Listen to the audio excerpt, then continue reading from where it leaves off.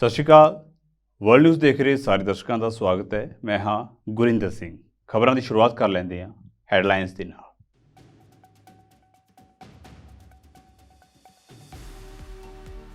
Australia ਦੇ ਪ੍ਰਸਿੱਧ ਸੈਰ ਸਪਾਟਾ ਸ਼ਹਿਰ ਡੇਲਸਫੋਰਡ ਵਿੱਚ ਇੱਕ ਕਾਰ ਬੇਕਾਬੂ ਹੋ ਕੇ ਪਬ ਦੇ ਅੰਦਰ ਵੜੀ, 2 ਬੱਚਿਆਂ ਸਮੇਤ 5 ਲੋਕਾਂ ਦੀ ਹੋਈ ਮੌਤ।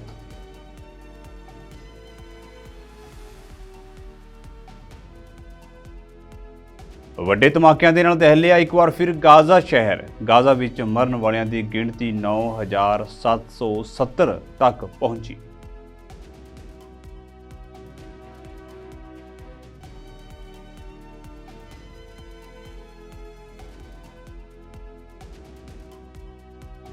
ਜਰਮਨੀ ਦੇ ਹੈਮਬਰਗ ਹਵਾਈ ਅੱਡੇ ਉੱਤੇ ਹੋਈ ਗੋਲੀਬਾਰੀ। 18 ਘੰਟੇ ਲਈ ਬੰਦ ਕੀਤਾ ਗਿਆ ਹਵਾਈ ਅੱਡਾ, 27 ਉਡਾਣਾਂ ਹੋਈਆਂ ਪ੍ਰਭਾਵਿਤ।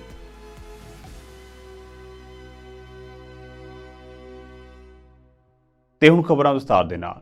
ਆਸਟ੍ਰੇਲੀਆ ਦੇ ਪ੍ਰਸਿੱਧ ਸੈਰ ਸਪਾਟਾ ਸ਼ਹਿਰ ਡੇਲਸਫੋਰਡ ਦੇ ਭੀੜ ਭੜਾਕੇ ਵਾਲੇ ਇਲਾਕੇ ਦੇ ਵਿੱਚ ਇੱਕ ਕਾਰ ਦੇ ਹਾਦਸਾਗ੍ਰਸਤ ਹੋਣ ਕਾਰਨ 2 ਬੱਚਿਆਂ ਸਮੇਤ 5 ਲੋਕਾਂ ਦੀ ਮੌਤ ਹੋ ਗਈ ਹੈ। ਪੁਲਿਸ ਅਧਿਕਾਰੀਆਂ ਨੇ ਇਹ ਜਾਣਕਾਰੀ ਦਿੱਤੀ ਹੈ। ਉਹਨਾਂ ਦੱਸਿਆ ਹੈ ਕਿ ਇਹ ਹਾਦਸਾ ਉਸ ਸਮੇਂ ਵਾਪਰਿਆ ਜਦੋਂ ਡੇਲਸਫੋਰਡ ਵਿੱਚ ਇੱਕ ਪਬ ਦੇ ਸਾਹਮਣੇ ਲੋਕਾਂ ਦੀ ਵੱਡੀ ਭੀੜ ਇਕੱਠੀ ਹੋਈ ਸੀ। ਇਸ ਦੌਰਾਨ ਬੇਕਾਬੂ ਕਾਰ ਨੇ ਉੱਥੇ ਮੌਜੂਦ ਲੋਕਾਂ ਨੂੰ ਟੱਕਰ ਮਾਰ ਦਿੱਤੀ। A number of Micah resources and 4 ambulance helicopters attended the scene here in Daylesford. And what scene were they confronted with? Look, it was obviously very confronting, quite chaotic when our first initial crews arrived. There was a number of injured persons in the scene being assisted by members of the public and other patrons within the facility. Obviously a lot of support for those involved already. Yeah, absolutely. Look, we've conducted debriefs with our crews last night, and we'll continue to provide welfare and support to those crews for the coming days and weeks as it's needed. What was the driver's condition when paramedics treated him? Look, I'm not exactly sure of his condition. All I know was he was taken. I could only imagine what the community would be feeling this morning. As you said, a very sort of close-knit community. Some of the initial crews responding were from Daylesford, and of course our thoughts are with them. You never want to respond to any incident like this, but certainly not in your hometown. Yeah, look, it does. Any incident involving children is sort of that next level of distress for our paramedics. But look, the crews that responded last night did so professionally and provided the best care that they could for all of those patients. Yeah, look, the bystanders and the patrons in there last night really highly commend their efforts. I would imagine they'd be dealing with the actual incident. Israel Hamas ਜੰਗ ਦੇ ਵਿਚਕਾਰ France, Britain ਅਤੇ Germany ਸਮੇਤ ਕਈ ਯੂਰਪੀ ਦੇਸ਼ਾਂ ਦੇ ਵਿੱਚ ਫਲਸਤੀਨ ਦੇ ਸਮਰਥਨ ਵਿੱਚ ਵੱਡੇ ਪੱਧਰ ਉੱਤੇ ਪ੍ਰਦਰਸ਼ਨ ਹੋ ਰਹੇ ਨੇ। ਇਸ ਦੇ ਨਾਲ ਨਜਿੱਠਣ ਦੇ ਲਈ ਯੂਰਪੀ ਦੇਸ਼ਾਂ ਦੀ ਪੁਲਿਸ ਵੀ ਸਖਤ ਕਾਰਵਾਈ ਕਰ ਰਹੀ ਹੈ। ਫਲਸਤੀਨ ਦੇ ਸਮਰਥਨ ਵਿੱਚ ਅਜਿਹਾ ਹੀ ਇੱਕ ਪ੍ਰਦਰਸ਼ਨ ਬ੍ਰਿਟੇਨ ਦੇ ਸੈਂਟਰਲ ਲੰਡਨ ਵਿੱਚ ਹੋਇਆ। ਕੇਂਦਰੀ ਲੰਡਨ ਦੇ ਵੱਖ-ਵੱਖ ਇਲਾਕਿਆਂ ਦੇ ਵਿੱਚ ਹੋਏ ਪ੍ਰਦਰਸ਼ਨਾਂ ਦੇ ਵਿੱਚ ਲਗਭਗ 30,000 ਲੋਕਾਂ ਨੇ ਹਿੱਸਾ ਲਿਆ। ਇਸ ਤੋਂ ਇਲਾਵਾ ਫਰੀ ਫਲਸਤੀਨ ਗੱਠਜੋੜ ਦੇ ਲਗਭਗ 350 ਪ੍ਰਦਰਸ਼ਨਕਾਰੀ ਐਡਿਨਬਰਗ ਅਤੇ ਗਲਾਸਗੋ ਸਮੇਤ ਕਈ ਹਿੱਸਿਆਂ ਦੇ ਵਿੱਚ ਅੰਦੋਲਨ ਦੇ ਵਿੱਚ ਸ਼ਾਮਲ ਹੋਏ ਅਤੇ ਆਕਸਫੋਰਡ ਸਟਰੀਟ ਨੂੰ ਜਾਮ ਕਰ ਦਿੱਤਾ। We want to see an immediate ceasefire. We want to see food, water, medical supplies, electricity into Gaza right now. I'm here to protest against the killing of children, against the killing of families, the killing of innocent civilians. Come to support the Palestinians because it's wrong that 2,000 years ago you could take revenge on somebody, but now this is not the way to do it. Israel has the right to defend itself, but this is something else. There's defence and then there's going in there and just slaughtering people. It's actually really emotional because you see little children, because I've got a little brother, and I put myself in their shoes, and I feel the pain. They know they want to tell us, well, we're not sure if these are war crimes. We think Israel has a right to defend itself, and then they have the problem that people are seeing on their TV screens Palestinian children being pulled out of the rubble. We condemn any such activities in word and in deed, but those are the principles on which we organise to oppose Israel's system of apartheid. We're consistent on those principles. Some of those who want to attack us and want to smear us are absolutely inconsistent in how they apply those principles. ਪੱਛਮੀ ਨੇਪਾਲ ਦੇ ਵਿੱਚ ਆਏ ਜ਼ਬਰਦਸਤ ਭੂਚਾਲ ਕਾਰਨ ਮਰਨ ਵਾਲਿਆਂ ਦੀ ਗਿਣਤੀ ਲਗਾਤਾਰ ਵਧ ਰਹੀ ਹੈ। ਨੇਪਾਲੀ ਗ੍ਰਹਿ ਮੰਤਰਾਲੇ ਦੇ ਅਧਿਕਾਰੀਆਂ ਨੇ ਦੱਸਿਆ ਹੈ ਕਿ ਜਾਜਰਕੋਟ ਅਤੇ ਰੁਕਮ ਪੱਛਮੀ ਦੇ ਵਿੱਚ ਹੁਣ ਤੱਕ 157 ਲੋਕਾਂ ਦੇ ਮਾਰੇ ਜਾਣ ਦੀ ਪੁਸ਼ਟੀ ਹੋ ਚੁੱਕੀ ਹੈ ਅਤੇ ਕਰੀਬ 200 ਲੋਕ ਜ਼ਖਮੀ ਹੋਏ ਨੇ। ਉਨ੍ਹਾਂ ਕਿਹਾ ਹੈ ਕਿ ਜਾਜਰਕੋਟ ਜ਼ਿਲ੍ਹੇ ਦੇ ਵਿੱਚ 1800 ਘਰ ਭੂਚਾਲ ਨਾਲ ਪੂਰੀ ਤਰ੍ਹਾਂ ਨੁਕਸਾਨੇ ਗਏ, ਜਦੋਂ ਕਿ ਰੁਕਮ ਪੱਛਮੀ ਦੇ ਵਿੱਚ 2500 ਘਰ ਤਬਾਹ ਹੋਏ ਨੇ। ਅਧਿਕਾਰੀਆਂ ਨੇ ਦੱਸਿਆ ਹੈ ਕਿ ਭੂਚਾਲ ਪ੍ਰਭਾਵਿਤ ਇਲਾਕਿਆਂ ਦੇ ਵਿੱਚ ਬੇਘਰ ਲੋਕਾਂ ਨੂੰ ਟੈਂਟ, ਕੰਬਲ ਅਤੇ ਖਾਣ ਪੀਣ ਦੀਆਂ ਵਸਤੂਆਂ ਦੀ ਸਖਤ ਲੋੜ ਹੈ। ਉਨ੍ਹਾਂ ਕਿਹਾ ਹੈ ਕਿ ਅਸੀਂ ਸਫਲਤਾਪੂਰਵਕ ਬਚਾਅ ਕਾਰਜ ਚਲਾਏ ਨੇ ਅਤੇ ਹੁਣ ਸਾਨੂੰ ਟੈਂਟ, ਕੰਬਲ ਅਤੇ ਖਾਣ ਪੀਣ ਦੀਆਂ ਚੀਜ਼ਾਂ ਦੀ ਤੁਰੰਤ ਲੋੜ ਹੈ। ਜਾਜਰਕੋਟ ਜ਼ਿਲ੍ਹੇ ਦੇ ਬੇਰੇਕੋਟ ਦਿਹਾਤੀ ਨਗਰ ਪਾਲਿਕਾ ਦੇ ਚੇਅਰਮੈਨ ਨੇ ਦੱਸਿਆ ਹੈ ਕਿ ਭੂਚਾਲ ਕਾਰਨ ਉਹਨਾਂ ਦੇ ਇਲਾਕੇ ਵਿੱਚ 80% ਘਰ ਤਬਾਹ ਹੋਏ ਨੇ। ਨੇਪਾਲ ਦੇ ਪ੍ਰਧਾਨ ਮੰਤਰੀ ਪੁਸ਼ਪਾ ਕਮਲ ਦਹਿਲ ਨੇ ਦਿਨ ਵੇਲੇ ਭੂਚਾਲ ਪ੍ਰਭਾਵਿਤ ਇਲਾਕਿਆਂ ਦਾ ਦੌਰਾ ਕੀਤਾ ਅਤੇ ਪ੍ਰਭਾਵਿਤ ਲੋਕਾਂ ਦੇ ਨਾਲ ਮੁਲਾਕਾਤ ਕੀਤੀ। ਬਾਅਦ ਵਿੱਚ ਉਹਨਾਂ ਕਿਹਾ ਹੈ ਕਿ ਭੂਚਾਲ ਪ੍ਰਭਾਵਿਤ ਖੇਤਰ ਵਿੱਚ ਬਹੁਤ ਨੁਕਸਾਨ ਹੋਇਆ ਹੈ। ਸੈਂਕੜੇ ਲੋਕ ਜ਼ਖਮੀ ਨੇ, ਹਜ਼ਾਰਾਂ ਘਰ ਤਬਾਹ ਹੋਏ ਨੇ। ਸਾਰੇ ਜ਼ਖਮੀਆਂ ਨੂੰ ਹੈਲੀਕਾਪਟਰ ਰਾਹੀਂ ਹਸਪਤਾਲ ਪਹੁੰਚਾਉਣ ਦੀ ਜ਼ਿੰਮੇਵਾਰੀ ਆਰਮਡ ਪੁਲਿਸ ਫੋਰਸ ਨੂੰ ਦਿੱਤੀ ਗਈ ਹੈ। ਪ੍ਰਧਾਨ ਮੰਤਰੀ ਦਹਿਲ ਨੇ ਅੱਗੇ ਕਿਹਾ ਹੈ ਕਿ ਨੇੜਲੇ ਜ਼ਿਲ੍ਹਿਆਂ ਤੋਂ ਹੈਲੀਕਾਪਟਰਾਂ ਰਾਹੀਂ ਪ੍ਰਭਾਵਿਤ ਖੇਤਰਾਂ ਵਿੱਚ ਡਾਕਟਰੀ ਉਪਕਰਨਾਂ ਸਮੇਤ ਸਿਹਤ ਕਰਮਚਾਰੀ ਭੇਜੇ ਜਾ ਰਹੇ ਨੇ। ਅਸੀਂ ਖੁਦ ਆਪਣੇ ਹੈਲੀਕਾਪਟਰ ਦੇ ਵਿੱਚ ਜ਼ਖਮੀਆਂ ਨੂੰ ਹਸਪਤਾਲ ਪਹੁੰਚਾਇਆ। ਸਾਡੀ ਸਰਕਾਰ ਆਪਣੀ ਜ਼ਿੰਮੇਵਾਰੀ ਪੂਰੀ ਸਮਰੱਥਾ ਨਾਲ ਨਿਭਾ ਰਹੀ ਹੈ। ਅਸੀਂ ਆਫਤ ਪ੍ਰਬੰਧਨ ਕਮੇਟੀ ਦੀ ਬੈਠਕ ਦੇ ਨਾਲ ਕੈਬਨਿਟ ਦੀ ਬੈਠਕ ਵੀ ਬੁਲਾਈ ਹੈ। ਬਿਜਲੀ ਸਪਲਾਈ ਅਤੇ ਸੰਚਾਰ ਪ੍ਰਣਾਲੀ ਨੂੰ ਬਹਾਲ ਕਰਨ ਦਾ ਵੀ ਫੈਸਲਾ ਕੀਤਾ ਗਿਆ। ਇਸ ਤੋਂ ਇਲਾਵਾ ਨੇਪਾਲ ਟੈਲੀਕਾਮ ਨੂੰ ਪ੍ਰਭਾਵਿਤ ਖੇਤਰਾਂ ਵਿੱਚ ਅਗਲੇ 5 ਦਿਨਾਂ ਲਈ ਆਪਣੀਆਂ ਸੇਵਾਵਾਂ ਮੁਫਤ ਕਰਨ ਦਾ ਹੁਕਮ ਦਿੱਤਾ ਗਿਆ ਹੈ। ਭੂਚਾਲ ਦੇ ਵਿੱਚ ਮਾਰੇ ਗਏ ਲੋਕਾਂ ਦੇ ਪਰਿਵਾਰਕ ਮੈਂਬਰ ਅੰਤਿਮ ਸੰਸਕਾਰ ਦੀਆਂ ਰਸਮਾਂ ਨਿਭਾ ਰਹੇ ਨੇ, ਜਿਸ ਮੌਕੇ ਦਿਲ ਨੂੰ ਵਲੂੰਦਰ ਕੇ ਰੱਖ ਦੇਣ ਵਾਲੀਆਂ ਵਿਰਲਾਪ ਕਰਦੀਆਂ ਤਸਵੀਰਾਂ ਵੀ ਸਾਹਮਣੇ ਆਈਆਂ।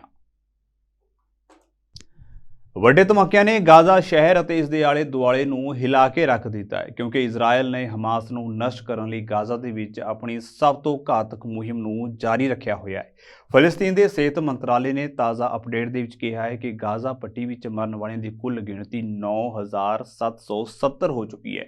ਇਸ ਦੇ ਵਿੱਚ 4008 ਬੱਚੇ ਅਤੇ 2550 ਔਰਤਾਂ ਸ਼ਾਮਲ ਨੇ, ਕਿਉਂਕਿ ਇਜ਼ਰਾਈਲ ਹਮਾਸ ਯੁੱਧ 29ਵੇਂ ਦਿਨ ਵੀ ਜਾਰੀ ਹੈ। ਮੰਤਰਾਲੇ ਮੁਤਾਬਕ ਪਿਛਲੇ 24 ਘੰਟਿਆਂ ਦੌਰਾਨ ਘੱਟੋ-ਘੱਟ 243 ਫਲਸਤੀਨੀ ਮਾਰੇ ਗਏ ਨੇ। 7 ਅਕਤੂਬਰ ਨੂੰ ਜੰਗ ਸ਼ੁਰੂ ਹੋਣ ਤੋਂ ਬਾਅਦ ਹਮਾਸ ਦੇ ਨਿਯੰਤਰਿਤ ਖੇਤਰ ਵਿੱਚ ਕੁੱਲ 24173 ਲੋਕ ਜ਼ਖਮੀ ਹੋਏ ਨੇ, ਜਦੋਂ ਕਿ 1270 ਬੱਚਿਆਂ ਸਮੇਤ 2260 ਲੋਕ ਲਾਪਤਾ ਦੱਸੇ ਜਾ ਰਹੇ ਨੇ। ਸੰਯੁਕਤ ਰਾਸ਼ਟਰ ਦੇ ਦਫ਼ਤਰ ਨੇ ਇਹ ਵੀ ਕਿਹਾ ਹੈ ਕਿ ਇਜ਼ਰਾਈਲ ਦੇ ਵੱਲੋਂ ਬਿਜਲੀ ਅਤੇ ਤੇਲ ਦੀ ਸਪਲਾਈ ਨੂੰ ਕੱਟਣ ਤੋਂ ਬਾਅਦ 11 ਅਕਤੂਬਰ ਤੋਂ ਗਾਜ਼ਾ ਪੂਰੀ ਤਰ੍ਹਾਂ ਬਿਜਲੀ ਨਾਲ ਜੂਝ ਰਿਹਾ ਹੈ। ਗਾਜ਼ਾ ਸਿਟੀ ਦੇ ਅਲ ਸ਼ਿਫਾ ਹਸਪਤਾਲ ਅਤੇ ਉੱਤਰੀ ਗਾਜ਼ਾ ਦੇ ਇੰਡੋਨੇਸ਼ੀਆਈ ਹਸਪਤਾਲ ਦੇ ਮੁੱਖ ਪਾਵਰ ਜਨਰੇਟਰਾਂ ਨੇ ਕਥਿਤ ਤੌਰ ਉੱਤੇ ਬਾਲਣ ਦੀ ਘਾਟ ਕਾਰਨ ਕੰਮ ਕਰਨਾ ਬੰਦ ਕਰ ਦਿੱਤਾ ਹੈ। ਦੋਵੇਂ ਹਸਪਤਾਲ ਛੋਟੇ ਜਨਰੇਟਰਾਂ ਦਾ ਸੰਚਾਲਨ ਕਰਦੇ ਨੇ। ਸਭ ਤੋਂ ਮਹੱਤਵਪੂਰਨ ਸੇਵਾਵਾਂ ਦੇ ਲਈ ਦਿਨ ਦੇ ਵਿੱਚ ਸਿਰਫ ਕੁਝ ਘੰਟਿਆਂ ਲਈ ਬਿਜਲੀ ਪ੍ਰਦਾਨ ਕਰਦੇ ਨੇ।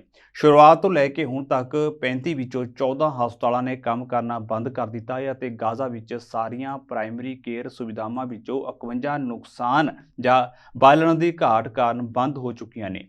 ਇਜ਼ਰਾਈਲੀ ਅਧਿਕਾਰੀਆਂ ਮੁਤਾਬਕ ਗਾਜ਼ਾ ਦੇ ਵਿੱਚ 242 ਲੋਕਾਂ ਨੂੰ ਬੰਦੀ ਬਣਾ ਕੇ ਰੱਖਿਆ ਗਿਆ ਹੈ, ਜਿਨ੍ਹਾਂ ਵਿੱਚ ਇਜ਼ਰਾਈਲੀ ਅਤੇ ਵਿਦੇਸ਼ੀ ਨਾਗਰਿਕ ਵੀ ਸ਼ਾਮਲ ਹਨ।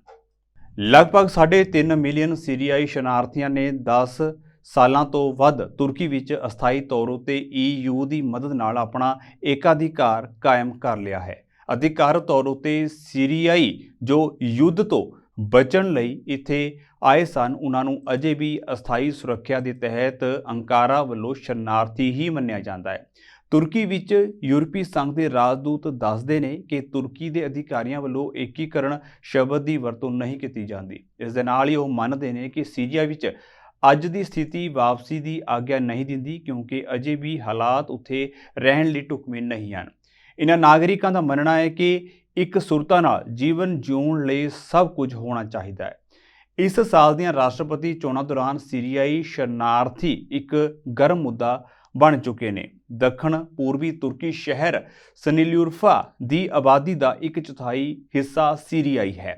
ਯੂਰਪੀਅਨ ਯੂਨੀਅਨ ਨੇ ਵਿੱਤੀ ਸਹਾਇਤਾ ਵਿੱਚ ਵਾਅਦਾ ਕੀਤਾ ਹੈ। ਦੋਵਾਂ ਧਿਰਾਂ ਨੇ 2016 ਦੇ ਵਿੱਚ ਇੱਕ ਇਤਿਹਾਸਿਕ ਸਮਝੌਤੇ ਉੱਤੇ ਦਸਤਖਤ ਕੀਤੇ, ਜਿਸ ਦੇ ਵਿੱਚ ਬ੍ਰਸੇਲਜ਼ ਨੇ 2011 ਤੋਂ ਹੁਣ ਤੱਕ ਸਕੂਲਾਂ, ਸਿਹਤ ਸੰਭਾਲ ਅਤੇ ਸਿਖਲਾਈ ਪ੍ਰੋਗਰਾਮਾਂ ਜਿਵੇਂ ਕਿ ਆਬਾਦੀ ਦੇ ਫਰਨੀਚਰ ਬਣਾਉਣ ਦੇ ਕੋਰਸਾਂ ਲਈ ਲਗਭਗ 10 ਬਿਲੀਅਨ ਯੂਰੋ ਜਾਰੀ ਕੀਤੇ ਨੇ। ਬ੍ਰਿਟੇਨ ਦੀ ਸਭ ਤੋਂ ਵੱਡੀ ਮਸਜਿਦ ਵਿੱਚ ਮੱਧ ਪੂਰਬ ਦੇ ਵਿੱਚ ਸ਼ਾਂਤੀ ਲਈ ਇੱਕ ਅੰਤਰ ਧਰਮੀ ਪ੍ਰਾਰਥਨਾ ਕੀਤੀ ਗਈ। ਧਾਰਮਿਕ ਆਗੂ, ਸਥਾਨਕ ਸਿਆਸਤਦਾਨ ਅਤੇ ਅਹਿਮਦੀਆ ਮੁਸਲਿਮ ਭਾਈਚਾਰੇ ਦੇ ਮੈਂਬਰ ਦੱਖਣੀ ਲੰਡਨ ਦੇ ਵਿੱਚ ਉਹਨਾਂ ਦੀ ਬੈਤੁਲ ਫਤੂਹ ਮਸਜਿਦ ਵਿੱਚ ਆਯੋਜਿਤ ਸ਼ਾਮ ਦੇ ਸਮਾਰੋਹ ਵਿੱਚ ਸ਼ਾਮਲ ਹੋਏ। ਮੱਧ ਪੂਰਬ ਦੇ ਵਿੱਚ ਚੱਲ ਰਹੇ ਟਕਰਾਅ ਦੇ ਕਾਰਨ ਮਹਿਸੂਸ ਕੀਤਾ ਗਿਆ ਕਿ ਵੱਖ-ਵੱਖ ਧਰਮਾਂ ਦੇ ਸਾਰੇ ਲੋਕਾਂ ਨੂੰ ਇਕੱਠੇ ਲਿਆਉਣ ਅਤੇ ਪ੍ਰਾਰਥਨਾ ਕਰਨ ਦੀ ਸਖਤ ਲੋੜ ਹੈ। Yes, due to the conflict that's taking place in the Middle East, particularly in Israel and Gaza, we felt that there was a dire need for bringing all the people together of different faiths, Jewish, Muslim, Christians, and try and pray for peace in the region every day on us. You know, all faiths teach how we can have peaceful coexistence with each other. None of the faiths teaches that we should have the type of war that's taking place at this moment, where women, children and elderly are being slaughtered, massacred. And I'm sure that our Jewish brothers, our Christian brothers and our Muslim brothers, all of them will speak with one voice that what is happening is not acceptable and that we must bring this to an end as soon as quickly as possible. No, it's essential at the moment. We're living in extremely challenging times, very difficult, heartbreaking times, and it's so vital that we find the common ground amongst people, common ground, and I believe that there is common ground between us. There's no reason that the Jewish people in Israel and the Muslim community of the Arab population can't live together. They have lived together. There has been a tradition of Muslim and Jews living together in civilization for 1,000 years, and there's no reason why, with goodwill, good leaders, compromise, we can't live together in Israel-Palestine. We must also work with our allies across the world to ensure that there is a humanitarian peace break.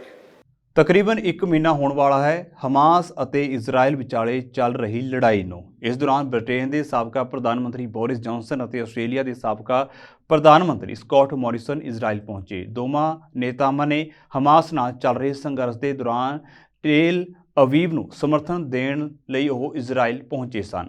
ਆਪਣੀ ਯਾਤਰਾ ਦੌਰਾਨ Johnson ਅਤੇ Morrison Israel ਦੇ ਰਾਸ਼ਟਰਪਤੀ ਆਈਜ਼ੈਕ ਹਰਜ਼ੋਗ ਅਤੇ Gaza ਵਿੱਚ ਕੈਦੀ ਬਣਾਏ ਗਏ ਲੋਕਾਂ ਦੇ ਪਰਿਵਾਰਕ ਮੈਂਬਰਾਂ ਨੂੰ ਮਿਲਣਗੇ। ਇਸ ਤੋਂ ਇਲਾਵਾ ਸੂਤਰਾਂ ਨੇ ਇਹ ਵੀ ਜਾਣਕਾਰੀ ਦਿੱਤੀ ਹੈ ਕਿ ਦੱਖਣੀ ਗਾਜ਼ਾ ਸਰਹੱਦੀ ਕਸਬਿਆਂ ਦਾ ਵੀ ਦੋਵੇਂ ਨੇਤਾ ਦੌਰਾ ਕਰਨਗੇ ਜੋ ਹਮਾਸ ਦੇ ਇਜ਼ਰਾਈਲ ਉੱਤੇ 7 ਅਕਤੂਬਰ ਦੇ ਹਮਲੇ ਨਾਲ ਤਬਾਹ ਹੋ ਗਏ ਸਨ।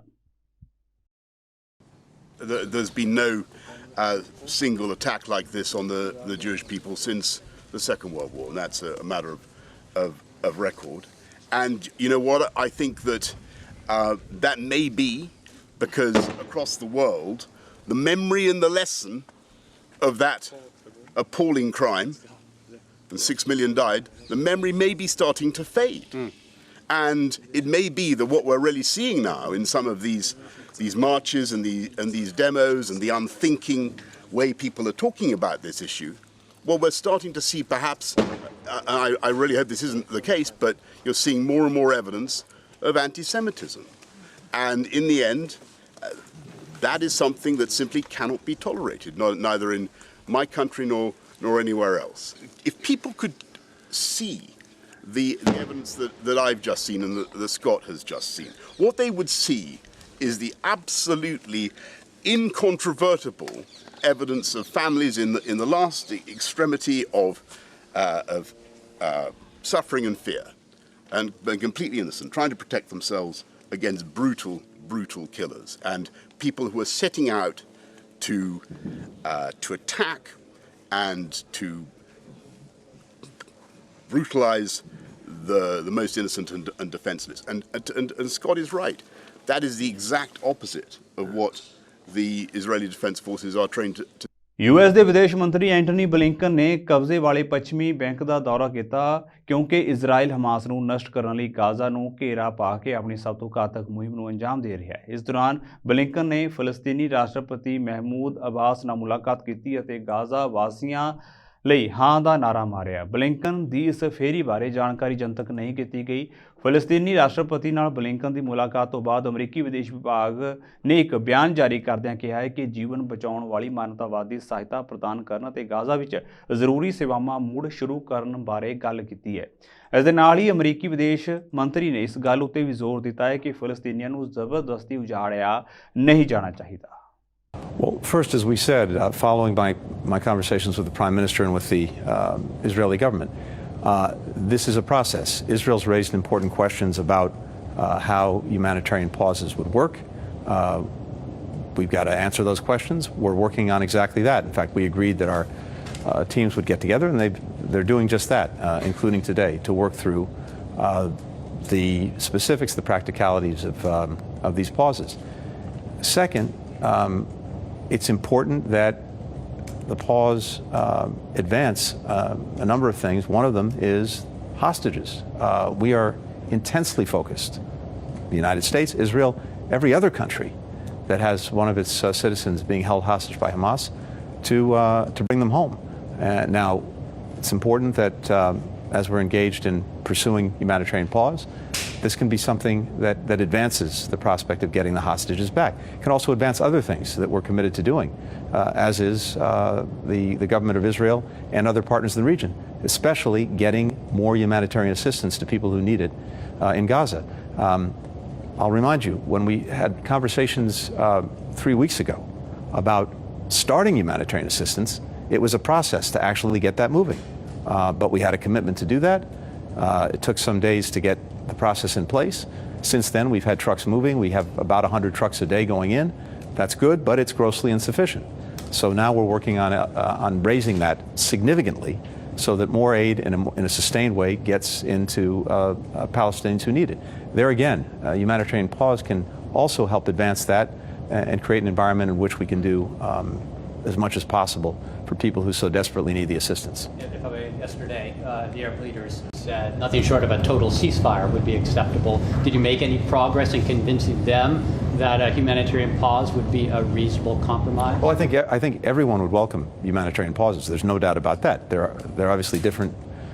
ਸ਼ਮਾ ਅਲ ਸ਼ਬਾਗ ਪਿਛਲੇ ਕੁਝ ਦਿਨਾਂ ਤੋਂ ਆਪਣੇ ਪਿਤਾ ਲਈ ਕੈਨੇਡੀਅਨ ਸਰਕਾਰ ਤੱਕ ਇਹ ਸੁਨੇਹਾ ਦੇਣ ਦੀ ਕੋਸ਼ਿਸ਼ ਕਰ ਰਹੀ ਹੈ ਕਿ ਉਹ ਆਖਿਰ ਕਦੋਂ ਘਿਰੇ ਹੋਏ ਗਾਜ਼ਾ ਪੱਟੀ ਤੋਂ ਬਚ ਪਾਉਣਗੇ। ਉਸਦੇ 66 ਸਾਲਾ ਪਿਤਾ ਸ਼ਾਮੀ ਇਲਾਕੇ ਦੇ ਦੱਖਣੀ ਹਿੱਸੇ ਵਿੱਚ ਇੱਕ ਖਾਲੀ ਜਗ੍ਹਾ ਉੱਤੇ ਇੱਕ ਤੰਬੂ ਵਿੱਚ ਸੌਂ ਰਹੇ ਨੇ ਅਤੇ ਇੰਤਜ਼ਾਰ ਕਰ ਰਹੇ ਨੇ ਕਿ ਉਹਨਾਂ ਦਾ ਨਾਮ ਰਾਫਾ ਪਾਰ ਕਰਨ ਦੀ ਇਜਾਜ਼ਤ ਦੇਣ ਵਾਲੇ ਵਿਦੇਸ਼ੀ ਨਾਗਰਿਕਾਂ ਦੀ ਲਿਸਟ ਵਿੱਚ ਕਦੋਂ ਜੋੜਿਆ ਜਾਵੇਗਾ। ਪਰ ਅਜਿਹਾ ਨਹੀਂ ਹੋ ਸਕਿਆ। ਹੁਣ ਕੈਨੇਡਾ ਸਰਕਾਰ ਦਾ ਇਸ ਵੱਲ ਧਿਆਨ ਦਿਵਾਇਆ ਗਿਆ ਹੈ ਅਤੇ ਹੋਰ ਕੈਨੇਡੀਅਨ ਨਾਗਰਿਕਾਂ ਨੂੰ ਵੀ ਅੱਜ ਗਾਜ਼ਾ ਵਿੱਚੋਂ ਕੱਢਣ ਦੀਆਂ ਕੋਸ਼ਿਸ਼ਾਂ ਹੋ ਰਹੀਆਂ ਨੇ।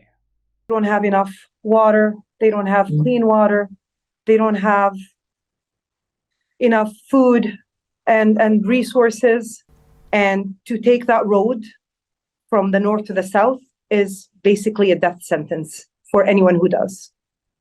So my father is stuck in the north and we are trying to find a way to get him to the south. Israel ਨੇ ਹਮਾਸ ਵਿਰੁੱਧ ਚੱਲ ਰਹੀ ਜੰਗ ਦੌਰਾਨ ਗਾਜ਼ਾ ਸ਼ਹਿਰ ਦੀ ਘੇਰਾਬੰਦੀ ਕਰਕੇ ਤਟਵਰਤੀ ਪੱਟੀ ਨੂੰ ਦੋ ਹਿੱਸਿਆਂ ਉੱਤਰੀ ਗਾਜ਼ਾ ਅਤੇ ਦੱਖਣੀ ਗਾਜ਼ਾ ਵਿੱਚ ਵੰਡ ਦਿੱਤਾ ਹੈ। ਗਾਜ਼ਾ ਵਿੱਚ ਸੰਚਾਰ ਸੇਵਾਵਾਂ ਐਤਵਾਰ ਨੂੰ ਤੀਜੀ ਵਾਰ ਫਿਰ ਠੱਪ ਕਰ ਦਿੱਤੀਆਂ ਗਈਆਂ। ਇਜ਼ਰਾਈਲੀ ਫੌਜ ਨੇ ਦੱਸਿਆ ਹੈ ਕਿ ਇਸ ਨੂੰ ਗਾਜ਼ਾ ਉੱਤੇ ਰਾਜ ਕਰਨ ਵਾਲੇ ਹਮਾਸ ਦੇ ਲੜਾਕਿਆਂ ਦੇ ਖਿਲਾਫ ਲੜਾਈ ਦੇ ਵਿੱਚ ਮਹੱਤਵਪੂਰਨ ਕਦਮ ਕਰਾਰ ਦਿੱਤਾ। ਅਗਲੇ 48 ਘੰਟਿਆਂ ਦੇ ਵਿੱਚ ਫੌਜ ਦੇ ਗਾਜ਼ਾ ਪੱਟੀ ਵਿੱਚ ਦਾਖਲ ਹੋਣ ਦੀ ਸੰਭਾਵਨਾ ਹੈ। ਭਾਰੀ ਧਮਾਕਿਆਂ ਨੇ ਰਾਤ ਭਰ ਉੱਤਰੀ ਗਾਜ਼ਾ ਨੂੰ ਹਿਲਾ ਕੇ ਰੱਖਿਆ। Since the horrific Hamas massacre of October 7th, Israel is at war. It is a war that we did not start and we did not seek. Hamas massacred over 1,400 Israelis, babies, women, young girls, young men, children, the elderly, the disabled. He massacred them all. We will not forget that. Hamas also holds over 240 hostages, men, women, children, babies, the elderly and the disabled. Today marks 30 days of holding of a 9-month-old baby hostage, Kfir Bivas. Now he's 10 months old. My young boy just turned a year a couple of days ago. Kfir Bivas is holding by Hamas in Gaza. It's unimaginable. It's a crime against humanity with other many children. Hamas commits crimes, war crimes, against Israelis, but also against the Gazan themselves. Hamas cynically uses civilians in Gaza as human shields. They kill their own people. This isn't just a terror tactic. Human shields are a key pillar in Hamas's operations. Until now, over 800 rockets are launch-failed that landed inside Gaza and killed many Gazans.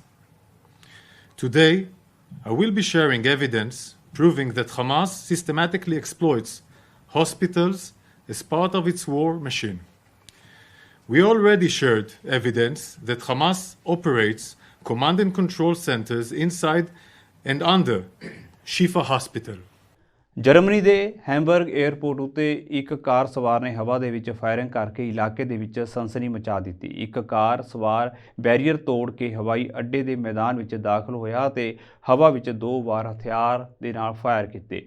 ਕਾਰ ਸਵਾਰਾਂ ਦੀਆਂ ਹਰਕਤਾਂ ਕਾਰਨ Hamburg airport ਉੱਤੇ ਹਲਚਲ much ਗਈ। ਇਸ ਤੋਂ ਬਾਅਦ ਹਵਾਈ ਅੱਡੇ ਨੂੰ ਬੰਦ ਕਰ ਦਿੱਤਾ ਗਿਆ। ਪੁਲਿਸ ਨੇ ਕਿਹਾ ਹੈ ਕਿ ਕੋਈ ਜ਼ਖਮੀ ਨਹੀਂ ਹੋਇਆ, ਪਰ ਹਵਾਈ ਅੱਡੇ ਨੇ ਐਲਾਨ ਕੀਤਾ ਹੈ ਕਿ ਇਹ ਫਿਲਹਾਲ ਟੇਕ ਆਫ ਅਤੇ ਲੈਂਡਿੰਗ ਲਈ ਬੰਦ ਹੈ। ਪੁਲਿਸ ਨੇ ਦੱਸਿਆ ਕਿ ਗੋਲੀਆਂ ਚਲਾਉਣ ਤੋਂ ਬਾਅਦ ਵਿਅਕਤੀ ਨੇ 2 ਬਲਦੀਆਂ ਬੋਤਲਾਂ ਨੂੰ ਕਾਰ ਵਿੱਚੋਂ ਬਾਹਰ ਸੁੱਟਿਆ।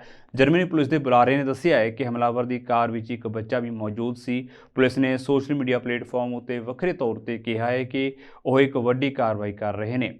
ਇਸ ਦੌਰਾਨ ਹਵਾਈ ਅੱਡੇ ਦੇ ਬੰਦ ਹੋਣ ਤੋਂ ਬਾਅਦ ਕਰੀਬ 27 ਉਡਾਣਾਂ ਪ੍ਰਭਾਵਿਤ ਹੋਈਆਂ। ਜਰਮਨ ਨਿਊਜ਼ ਏਜੰਸੀ DPA ਦੇ ਅਨੁਸਾਰ ਉੱਤਰੀ ਜਰਮਨ ਸ਼ਹਿਰ ਹੈਮਬਰਗ ਵਿੱਚ ਹਵਾਈ ਅੱਡਾ ਯਾਤਰੀਆਂ ਲਈ ਬੰਦ ਕਰ ਦਿੱਤਾ ਗਿਆ ਸੀ ਅਤੇ ਸ਼ਨੀਵਾਰ ਰਾਤ ਨੂੰ ਉਡਾਣਾਂ ਨੂੰ ਰੱਦ ਕਰ ਦਿੱਤਾ ਗਿਆ। ਜਰਮਨ ਫੈਡਰਲ ਪੁਲਿਸ ਦੇ ਬੁਲਾਰੇ ਥਾਮਸ ਗਰਬਰਟ ਨੇ DPA ਨੂੰ ਦੱਸਿਆ ਕਿ ਵੱਡੀ ਗਿਣਤੀ ਵਿੱਚ ਰਾਜ ਅਤੇ ਸੰਘੀ ਪੁਲਿਸ ਅਧਿਕਾਰੀ ਘਟਨਾ ਸਥਾਨ ਅਤੇ ਹਮਲਾਵਰ ਦੇ ਵਾਹਨ ਦੇ ਆਲੇ ਦੁਆਲੇ ਮੌਜੂਦ ਸਨ।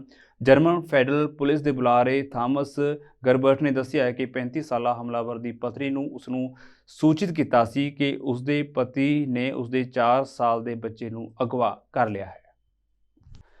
ਜਾਂਦੇ ਇੱਕ ਵਾਰ ਫਿਰ ਤੋਂ ਨਜ਼ਰ ਮਾਰ ਲੈਂਦੇ ਹਾਂ ਹੈਡਲਾਈਨਸ ਉੱਤੇ।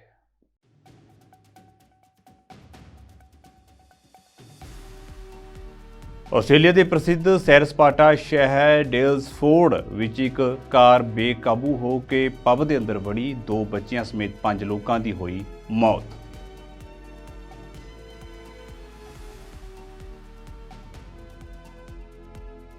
ਵੱਡੇ ਧਮਾਕਿਆਂ ਦੇ ਨਾਲ ਦਹਿਲਿਆ ਇੱਕ ਵਾਰ ਫਿਰ ਗਾਜ਼ਾ ਸ਼ਹਿਰ। ਗਾਜ਼ਾ ਵਿੱਚ ਮਰਨ ਵਾਲਿਆਂ ਦੀ ਗਿਣਤੀ 9770 ਤੱਕ ਪਹੁੰਚੀ।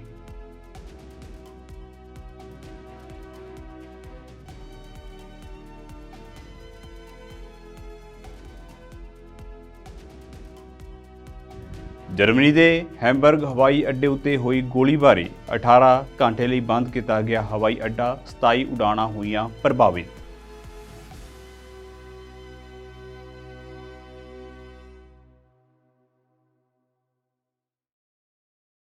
ਸੋ ਫਿਲਹਾਲ ਦੇ ਲਈ ਵਰਲਡ ਨਿਊਜ਼ ਦੇ ਵਿੱਚ ਇੰਨਾ ਹੀ। ਤੇ ਹੁਣ ਮੈਨੂੰ ਇਜਾਜ਼ਤ ਦਿਓ। ਧੰਨਵਾਦ।